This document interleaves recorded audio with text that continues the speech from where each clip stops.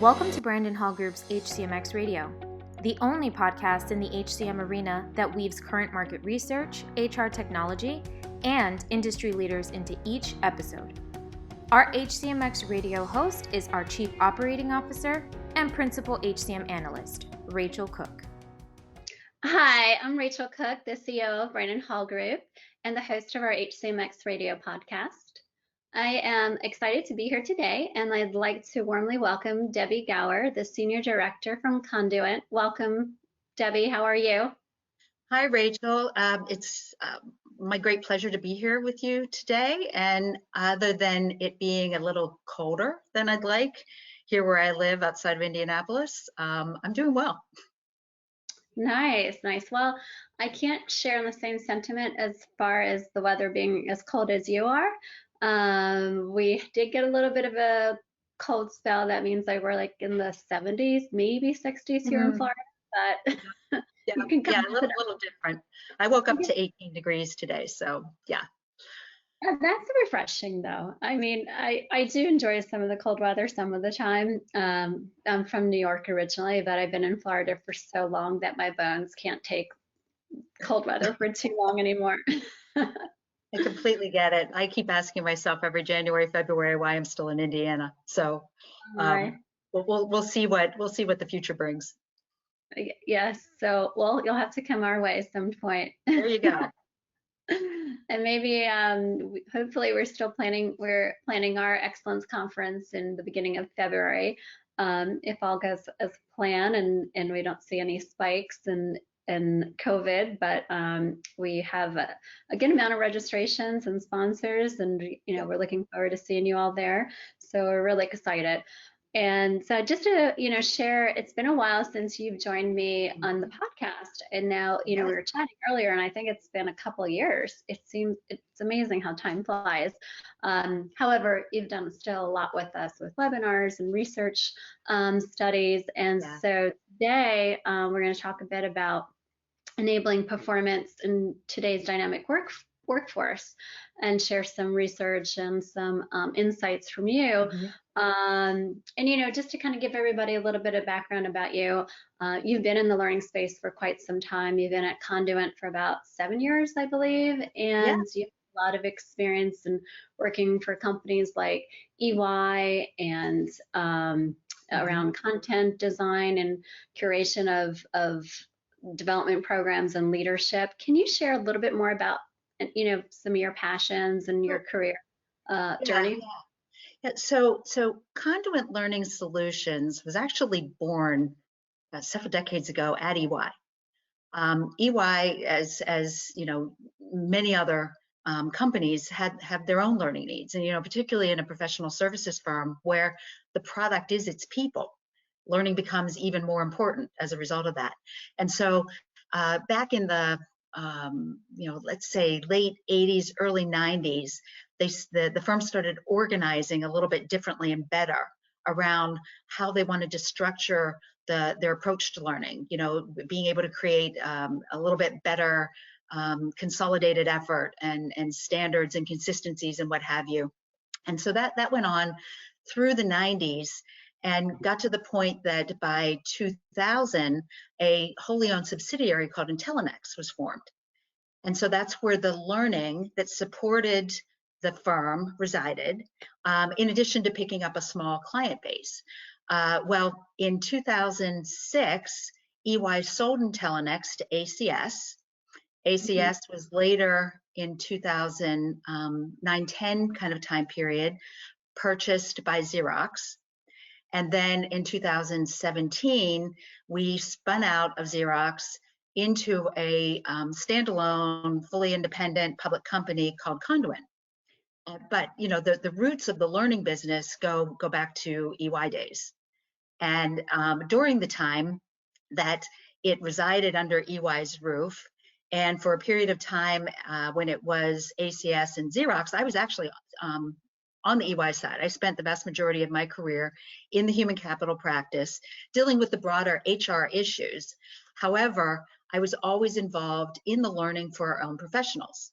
And it started with, the content development and getting into some training facilitation, and ultimately ended up that I became the learning leader for our small specialty practice group by the time I left EY in 2014. And then very coincidentally, ended up receiving a phone call from a recruiter saying, hey, we've got this need, company called, at the time, Xerox Learning Services, needs a global account lead. Yeah, do you remember that? Needs a global account lead. Is this something you'd be interested in doing? And I said, well, I know you guys. I'm hip deep in consulting experience, but I've never really done the operate side. And so it presented a unique opportunity to really expand and broaden my base of experience. And so that's how I came to Xerox Learning Services at the time, and have been there. And initially, as you said, actually it's coming up on 8 years, so it's over 7 years now. Initially, my roles were very much account focused. Starting with one big account that needed a new global account lead. And then it started expanding to where I took on a portfolio of accounts. And then I still have my foot in the camp of several of our accounts. But for the past year and a half, I've had, maybe going on 2 years, have had responsibility for our content design and curation offerings. So all of the services and solutions that fall into that. And wow, that's where we've had some of the more recent experiences in collaborating together, whether it's because of a webinar or, to your point, other studies that we might have done, other, topics, points of view that we wanted to put forth, and what brings me here today. So I'm happy to be here. Thank you. Thank you for providing that timeline. I don't think I could have done it justice, but now that you're recalling all of the different history of milestones of Xerox and Conduent and EY, it's fascinating. And I remember working with all of those companies, and some still, still with EY, all great organizations. And, it's interesting to see how companies spin off and, how they evolve. And, and speaking of which, we're talking about workforce enablement, right, and some of the, if you can share some of those trends that you're. Yeah, so the notion of workforce enablement was born, 2 years ago, following some observations that we were making in the marketplace about just some, what we thought then was potentially a trend. And we wanted to test it. We did our own sort of scan of the market, and probably, asked a number of others in the learning industry whether they were observing the same kind of, making the same observations that we were, and didn't really see anything. So we did end up teaming with training industry to conduct a study to kind of test out what we were seeing. And what we were seeing is this convergence of different types of content that were, critical to what ultimately involved into, me coining this term around workforce enablement. And what we were looking at was, learning and development, which, that's been around for a long time. For decades, it's been linked to knowledge management. But what we were seeing was the introduction of others, including internal communication. So think about any communication that would go out to any type of employee or other worker. Internal marketing, and internal marketing, by that I mean when you've got a product or a service and you're rolling out something new, or it's an enhancement or some other significant transformational change, you need to do as much internally from a marketing perspective as you would externally, because by and large, anytime there's change, it means something about my job has probably changed, and I need to better understand what that is and how that will affect me or the team that I'm on, the group I'm in, what have you. And then lastly, policy and other governance, and that's where a lot of the SOPs reside, which, SOPs obviously have been linked to learning for a long time. And so we were starting to see this convergence around all of these different types of content. and realizing that, they're all important. So we did a study and tested it, and the study really came up with some very profound results. What it showed was for companies who, and this was a study we conducted spring of 2020. So really, it was at the start of the pandemic, but the pandemic itself, in and of itself, didn't influence the outcome, the findings from the study, because when we looked at the demographics and the operating results of the companies, we were looking at a 5-year look back on operating results across over 300 participants in the study. Great cross section of industries, great cross section of different types of roles who participated. And what we found is that for companies who were higher performing as compared to those who had more static or negative growth, they were realizing the benefits of this dynamic that we had observed, is that they were taking a look at offering a more unified approach to supporting their workforce, where they were tapping into all 5 of these content sources, whereas the lower performing companies were not. They were not adopting a unified approach.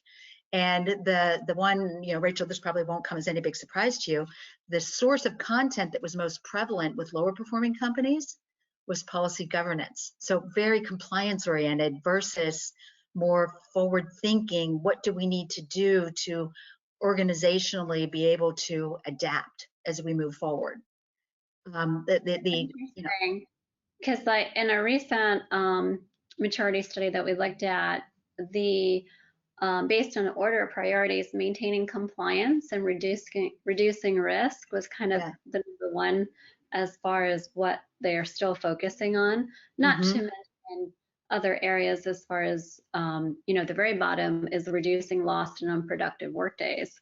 Would you think that would be higher? So the data shows like there's so much opportunities for companies to really kind of reconfigure what they're doing to be more productive. Right. And the data further carried through when you got to financial results and other operating results, that the companies who had adopted this approach were ticking it off, revenue, profitability, market share, employee retention, employee satisfaction, whereas the companies that were negative, a big surprise, had a disjointed approach to how they were enabling their workforce, and not doing it in this sort of a unified way. And so what's important about this unification, this unified approach, and all those 5 sources of content that I mentioned, if we pull this back into a learning point of view, is that to enable the workforce to perform, if you're not tapping into all of these sources and being able to use contextually relevant content and curating from that and organizing it in such a way that it supports performance, you have a harder time getting there. Right.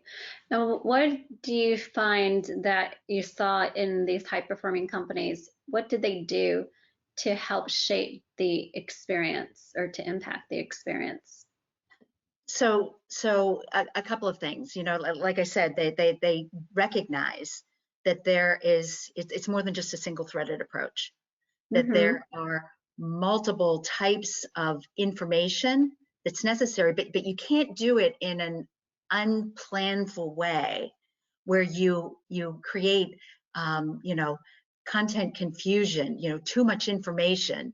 One of my most favorite people in the learning industry is Conrad Gottfredson, and he calls it content chaos. You can't do it in such a way that you are just overloaded. You have to do it in a planful way, so that gets back to my contextually relevant kind of approach. So there's that. And then the fact that you don't always have to look to support from an L&D group to say, hey, create me this, create me that, because there's a lot of great content that already exists that you can curate from.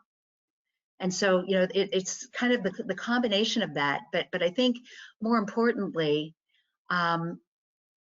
it's adopting a performance mindset that starts to really make the difference. So Rachel, that gets back to what you were saying with, you know, compliance being sort of at the top of the one survey that you did, and I forget the exact words you used for the lower one, but around being able to provide that support. That's where I think this comes into being, and it's hard. We see it, that it's very hard for companies today to go through this change, because it is different. It does mean thinking a little bit differently and doing things a little bit differently, because rather than putting forth what you need to know and producing new learning content in order to increase what everybody needs to know, it's saying, let's flip it on its head and let's figure out, what do our workers, and you know, that's one of the interesting, you know, dynamics, is today's workforce aren't just employees anymore. You know, you've got your full-time employees or part-time employees, but you also have contingent workers, and you also have third-party partners who oftentimes are baked into the fabric of your operating model, so that there are certain needs that they have in order for you to do what you need them to do. So let's get back to the do on this. In order to support what somebody needs to do to fulfill their responsibilities, so that they can, you know, create the kind of business impact that every organization wants, you have to adopt this performance mindset. And that means understanding, what is it that everybody does do? And when you look at it, when you go through this type of a more detailed, even at the task level analysis, what you come to realize is, not everything needs to be trained. You know, knowledge doesn't equal performance. You don't have to go through more formalized learning environments or approaches in order to help support somebody with what they need to do. There are different ways that you can provide performance support while somebody's working, versus doing but putting them into a more formalized targeted training program. And so it's that kind of a dynamic shift in the mindset that really we've seen it time and time and time again produces just amazing outcomes. Absolutely. So if you can, you know, provide me an example. If you're, let's say one of your managers came to you right now and said, I'm having, you know, I need to develop a new program to get, you know, 10 of my sales professionals, you know, up and running and learning quicker and performing better. What do I do? Do I just use what we already have? Do I take it and add to it? Do I revamp it? What would your advice be? I think, you know, first thing, you need to understand what the performance objectives are for any group of learners that you may want to identify. And then, you know, cross-check that to make sure that those performance objectives are in alignment with the business objectives that exist. Once you understand what the performance objectives are, you can go through that sort of thought process that I just described. What do we need these, you know, in your example, Rachel, these sales folks to be doing? And how can we support them a little bit differently with any of the problem spots that they might be having, in addition to supporting them by creating that foundation of knowledge that they absolutely have to have, because there's a business critical impact to not having it. And once you are able to better understand both of those, it allows you to create the approach for how you use tools of varying types to support performing while somebody's in the process of working, versus where you need them to be not working, taking a more formalized training, you know, whether it's physical virtual classroom, some sort of an e-learning, you know, additional coaching, but something where they're not working, so that they are truly learning, they're practicing and or being coached, that they can then take that. However, not everything that you may teach them, even incorporate as part of that type of a targeted training, needs to be part of a retraining if problem spots continue to evolve. Can you support that differently through some sort of performance support tool? Because it might just be, you know, oh my gosh, I forgot this. You know, there's one part of a process step that I always forget, and it always gets me in trouble because I don't complete a form, or I don't follow through with having a dialogue in the way that I need. So is there something that, because of tools that somebody, you know, in this type of a sales position might be using, that they can refer to while they're working in a way that gets them access to this contextually relevant performance-based information that allows them to keep going? And what we see in terms of outcomes from this kind of approach is, the second that you start reducing frustration in that moment of need, a number of things happen. You know, where you've got somebody new, you increase their time to proficiency, you know, anywhere from 20 to 50% faster. When you provide this type of a performance support tool, typically you can get up to about 50% of any question or uncertainty that somebody might have made available to you as part of the tool, even if it's just a reminder of something that you learned as part of, you know, some sort of a more targeted training program. And that then decreases the reliance that you've got on a manager, supervisor, some sort of a SME that allows them to better utilize their time for, you know, escalations, not kind of those tier 1 issues. And you know, by reducing the frustration, you increase the likelihood that you've got the retention and satisfaction at the employee level. And what you're describing too, that it's personalized, so that it is more targeted specifically for the individual about what they need in that moment. Right. You know, I think that's, you know, that's where the enablement piece really, you know, starts to kick in. Instead of just having something that's just, you know, just kind of a, you know, a product training, which is, you know, very relevant for new products. So you need to have that, obviously, but then how do you reinforce the benefits and the, you know, the usage of the product, or, you know, whatever it may be. So that piece is really important. It is. You're absolutely right. You're absolutely right. And, you know, I think, and how you described it, you know, and identifying your objectives and understanding where the gaps are amongst the team or the organization, and then kind of mapping to that is so important as you are. And it doesn't mean that you have to get rid of everything that you have and start over. And I think where I keep hearing people get stuck is they feel, in order to embrace all these new ways of delivering content or creating content, is they have to kind of start over, and that's daunting, you know. Absolutely. And even taking an intake of everything that you have is daunting, but, you know, it's always better, I find, to, you know, take a study or a paper and edit it than sometimes start from scratch your own, right? No, you're absolutely right on that. And, you know, clearly we are not saying, you know, throw the baby out with the bathwater. What we're saying is what you've done for decades now isn't wrong. It's just not enough. You know, you look at ever-present change, and the depth and breadth of change has continued to grow. The pace of change continues to accelerate.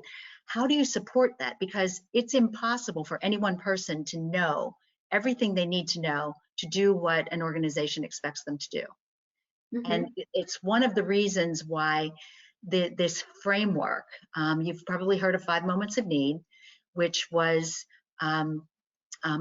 developed and offered by Apply Synergies, specifically Conrad Gottfredson, who I previously mentioned, and Bob Mosher.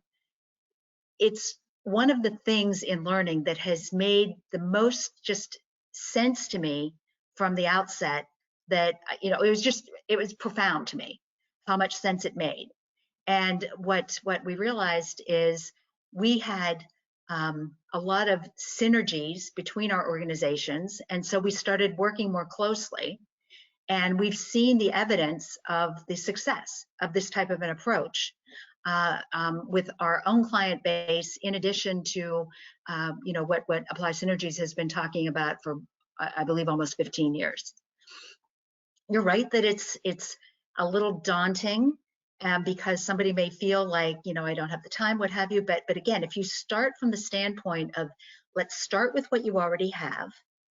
This approach is intended to be flexible, scalable, and meet you where you are if you are, a client company of ours.